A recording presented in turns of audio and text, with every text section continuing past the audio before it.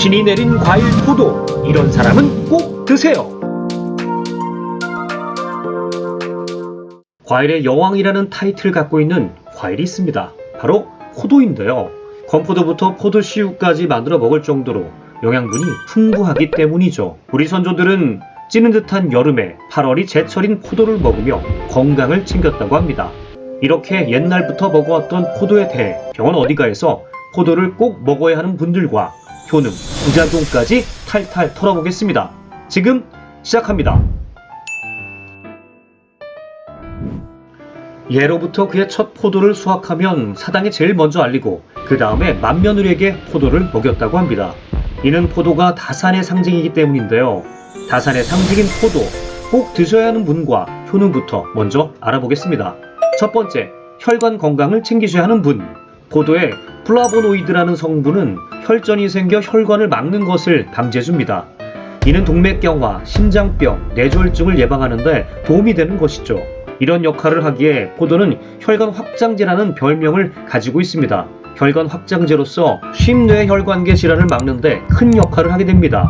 여기에 포도에 들어있는 레스베라트롤이라는 성분도 혁혁한 공을 세우는데, 이 성분은 쉽게 설명하면 식물이 자기 방어를 위해 생성하는 물질인데요. 이 레스베라트롤이 사람의 혈관에서는 노폐물을 제거해주는 역할로 바뀌게 되는 것입니다. 더불어 나쁜 콜레스테롤을 배출하여 혈관 건강에 도움을 주는 것이죠. 두 번째, 암 예방 효과를 바라시는 분. 포도에는 앞에서 언급한 레스베라트롤뿐만 아니라 안토시아닌, 라이코펜 성분이 가득 들어있는데요. 이 성분들은 대표적인 항산화 물질입니다. 포도의 항산화 물질은 체내 활성산소를 없애주기 때문에 염증을 제거하여 암으로 확장되는 것을 미연에 방지해줍니다. 국가암정보센터에서는 포도의 라이코펜이 체내 발암 물질을 해독하여 전립선 암과 심장병 예방에 도움이 된다고 보고하였습니다. 또한 강력한 항산화 물질인 레스베라트롤은 발암의 3단계, 즉 캐시, 촉진, 진행 단계를 전부 차단해줍니다. 이는 몸의 정상세포가 암세포로 이어지는 것을 막아주며 악성으로 진행되고 있는 세포 증식을 강력하게 차단할 수 있는 것으로 알려져 있습니다.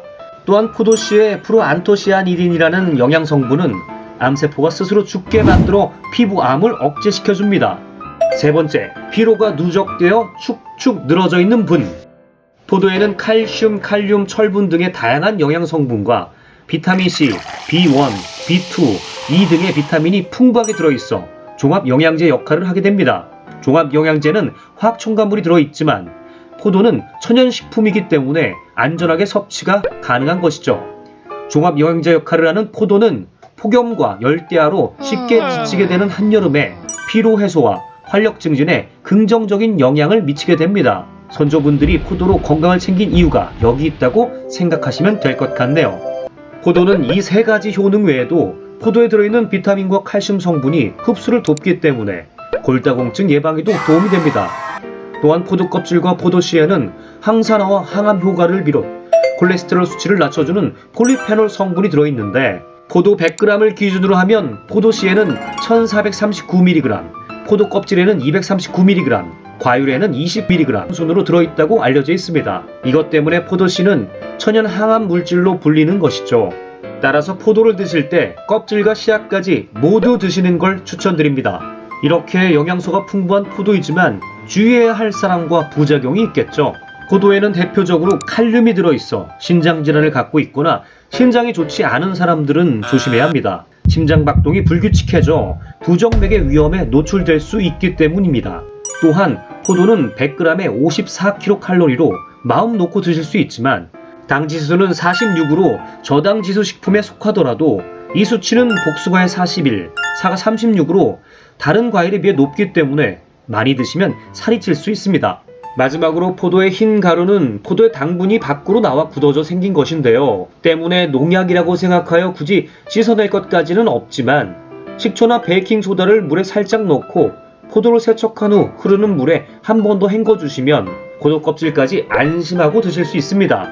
또한 포도는 당도가 높은 것을 고르는 게 똑똑하게 구매하는 법이기에 알이 단단하고 굵으면서 색이 선명하게 짙은 것을 골라야 합니다.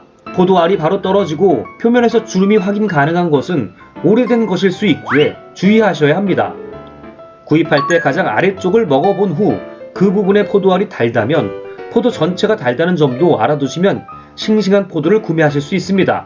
구매 후에는 포도 봉지나 신문에 쌓인 상태로 실온이나 냉장 보관을 해야 하는데요. 이렇게 되면 4일 정도 보관이 가능합니다.